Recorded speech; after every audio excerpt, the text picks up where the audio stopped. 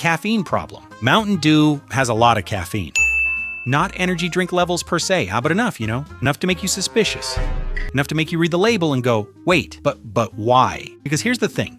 This isn't marketed like an energy drink, so there's no warning label. No consume responsibly, no skulls, lightning bolts, or dudes named Kyle doing sick backflips, bro. Mountain Dew's whole attitude is, relax, it's just soda. Just a fun little drink. Oh, your hands are shaking and you want to fight someone? Just ignore that. And that's the problem, because energy drinks admit what they are. They sit you down and go, hey kid, this'll mess you up. You ready? Mountain Dew just hands a 12-year-old a green grenade and says, have fun. Then they dropped Mountain Dew Amp, which is f***ing hilarious, because now they had to pretend it wasn't an energy drink. And they were like, no, this is just a lifestyle beverage. That's not a category. That's just caffeine wearing a fake mustache. Kids were drinking it like it was water, except water doesn't make you shit your f***ing brains out. Teeth destroyed. And then there's the teeth thing, which is another shit show. Dentists started noticing that people who drank a lot of Mountain Dew had wrecked teeth, like erosion, decay, teeth that looked tired. So they called it Mountain Dew mouth, which is insane because that's not an insult. That's an actual diagnosis. This showed up a lot in rural areas where Mountain Dew had been marketed heavily for years. And when people pointed it out, Mountain Dew response was very calm, very corporate.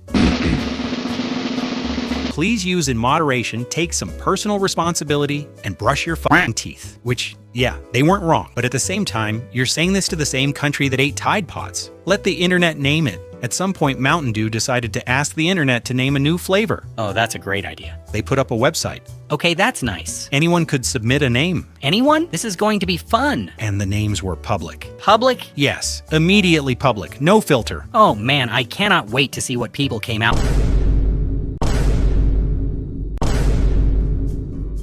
So it went as well as you might think. And what happened after that? Well, the contest got shut down. Someone sued, probably. And the brand quietly walked away like nothing happened. What the f*** was this? One day Mountain Dew said, let's ruin the Super Bowl, shall we? They unleashed Puppy Monkey Baby.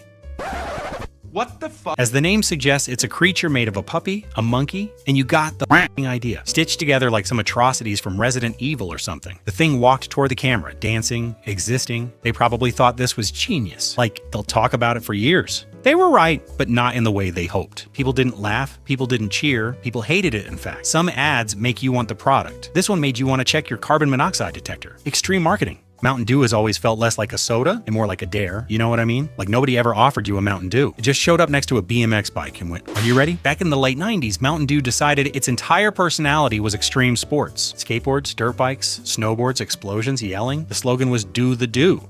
I'm going to do your mom. How about? And this was all aimed at teenagers. I mean, obviously.